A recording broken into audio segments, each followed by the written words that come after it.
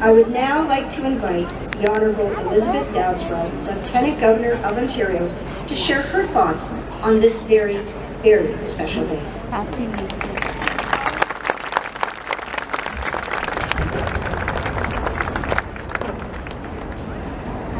Good morning, everyone. Bonjour, bonjour, and welcome.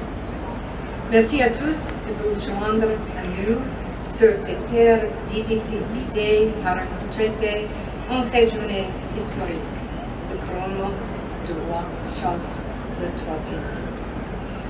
We come together to celebrate the beginning of a new reign, to celebrate the unifying power of the crown, and to acknowledge a moment of both continuity and change. It is through traditions of ceremony and symbols that we mark historic moments. And as we watch a flag rise on the grounds of the provincial capital in honor of our new monarch, King Charles III, we do so with pride and dignity.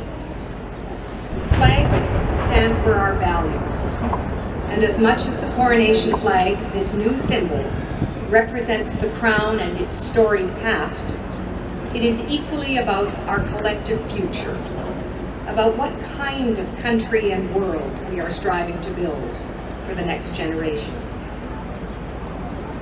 The crown has always reflected the values that unite us as Ontarians, values of service, of duty, of determination, of compassion, and of respect for diversity and human rights. We care for our environment. We seek economic security, reconciliation, and social justice. We are open to the world, and we want a world that works for everyone. With an unwavering, unshakable spirit, Ontarians have responded to recent challenging times and rapid change. We have done so ever supported by the stability of a constitutional democracy. The Crown in Canada has been a steadfast presence, providing continuity and comfort. For 70 years, those qualities were embodied by our beloved Queen Elizabeth II. And today, we look to a new sovereign for this example. King Charles has an abiding curiosity and love for our country. Over the last 50 years, he's traveled throughout our province, from Hamilton to Kingston to Niagara to Sudbury to Prince Edward County and far beyond. He's explored the traditional knowledge of Indigenous peoples and their history. He's learned about our advances in agriculture and evolving new technologies, and appreciated the glories of our landscape. His warmth and generosity of spirit is always clearly on display. The commitments of King Charles have been foreshadowed in those visits. A commitment to service and building of community, a renewed commitment to reconciliation, a prescient understanding of the importance of the environment, and a commitment to the broader concept of sustainability, support for our military, and a lifelong commitment to young people and their future. And for His Majesty, these are commitments in both word and action. In his honor, it was fitting that today we presented the Sovereign's Medal for volunteers. These Ontarians we've just met have made a difference at home and abroad. They are cornerstones of their communities. Indeed, this celebration of service is also a celebration of Ontario, one that will continue this afternoon here at Queen's Park, but also across the province in cultural sites and in our parks. For over a century, the following words have been inscribed on our province's coat of arms. Loyal she began, loyal she remains.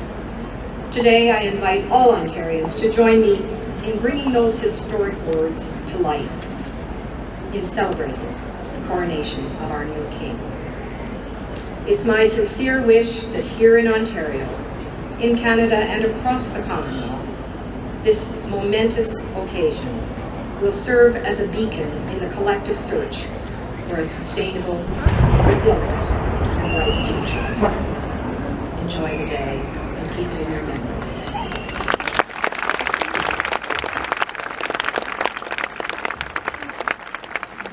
Thank you, Your Honour. It's now my pleasure to introduce the Premier of Ontario, the Honourable Doug Ford, to bring greetings. Well, good morning, everyone, and what a beautiful day to celebrate the coronation and welcome, and thank you for joining us. I was so impressed when we came up and we saw so many people, and I'm sure many of you are from one of the 54 Commonwealth countries. It's such a privilege to be here today alongside Lieutenant Governor Dowdeswell, Speaker Ted Arnott, Minister Thompson, and Minister Ford, along with our caucus members. Commissioner Craig, great to see you as well, to celebrate this historic occasion.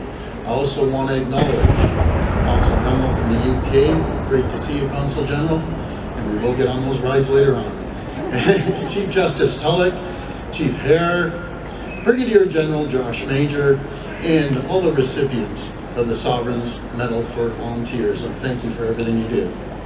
Friends, over 7 decades ago, some people may well remember the coronation of Her Majesty, the late Queen Elizabeth II. In the post-war era, the Queen's coronation was a new beginning, a time of hope and renewal, a great celebration in the first ever televised British coronation. And friends, today starts a new chapter in the history of Canada and the Commonwealth with the coronation of His Majesty King Charles III and Her Majesty the Queen. Just like his late mother, King Charles has a great love for Canada, having visited here 18 times over the past 50 years, including several memorable trips to Ontario. Having supported the late Queen in her role as head of state throughout her reign, King Charles has been active in all areas of public life for decades.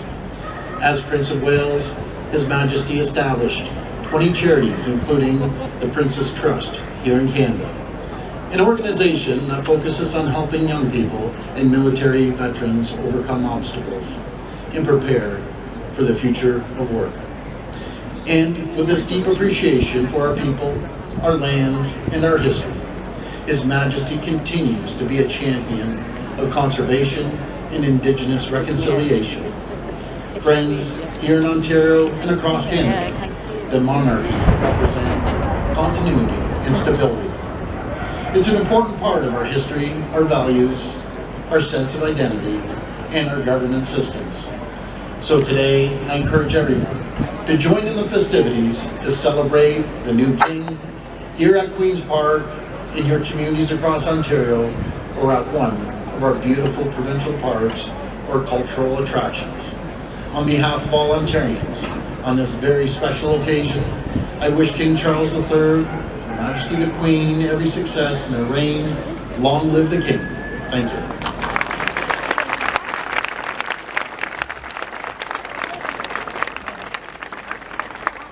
Thank you, Ford. I am pleased now to ask the Honourable Ted Arnott, Speaker of the Legislative Assembly of Ontario, to say a few words.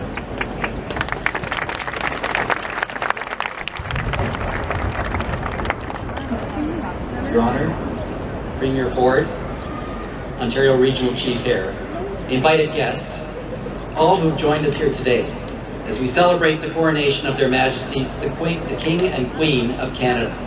Welcome. On this day, we acknowledge our history, we look to the past, taking pride in all of our accomplishments, and at the same time reflecting upon the injustices which are also part of that history. And on this day, we acknowledge our future. We look ahead, taking strength in the hope that's in our hearts, but at the same time, resolving to do better, so that freedom prevails and justice rules. Today is not merely a celebration of a new king and queen living in a distant land. Celebrities visiting us occasionally to encourage good works and remind us of an empire that long ago ceased to exist. That is not what our modern constitutional monarchy represents. Today, just as always, the crown, as personified and embodied by His Majesty King Charles III, is the fundamental element of our parliamentary democracy and our legal system. It is the foundation upon which our government is structured and how it functions, how it seeks to meet the needs of the people we serve. Let's recall what the greatest parliamentarian of all time, Winston Churchill, once said. Parliamentary democracy is the worst form of government, except for all the others that have been tried from time to time, he said. And parliamentary democracy, with elected representatives coming together and meeting in Parliament to debate, decide, and vote, as we do here every day that the House sits. This system we have, with all its obvious flaws, but equally obvious virtues, can only operate over time if there's stability and continuity. If there is a head of state who is above politics, and who unifies and embodies the interests of the nation and its people. In our time, that institution is the Crown. In our time, today, that person is His Majesty the King. As Canadians, we are all respected around the world, not so much because of our might or because of our accomplishments. We are respected and admired because of the character of our people and the values we demonstrate every day, including our diversity, our tolerance, our fairness, and our compassion. The Canadian example is a beacon to a troubled world, and it's our system of government that has been the framework upon which today's Canada was built and continues to grow and evolve to something even better.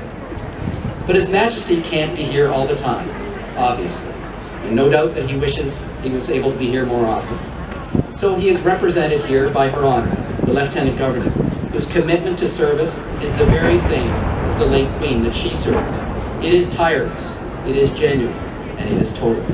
Today we are very fortunate to have Her Honor representing His Majesty the King in this province. Thank you, Your Honor.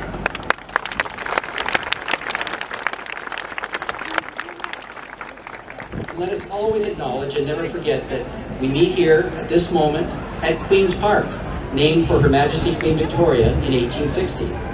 These legislative grounds rest on the traditional lands of the Mississaugas of the Credit First Nation and have been a gathering place for other Indigenous peoples, including the Huron-Wendat, the Haudenosaunee, and the Anishinaabe, for thousands of years.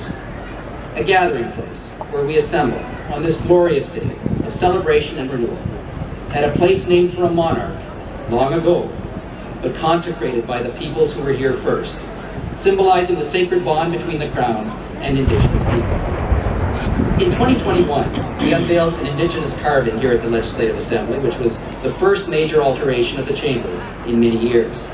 That carving, the 7 grandfather teachings, serves to remind members every day of the virtues that we need to demonstrate in order to live a good life. Love, wisdom, truth, respect, humility, honesty, and courage. Today, I leave you with the thoughts of Gima Stacey Laforme the day we unveiled the carving. Gima Laforme reminded us that we have a similar past, a kindred spirit, and a common heritage. And we must always remember the real reason we gather, to do the right thing for our people, our children, and our future. Let us remember that too, every time we say, God save the King.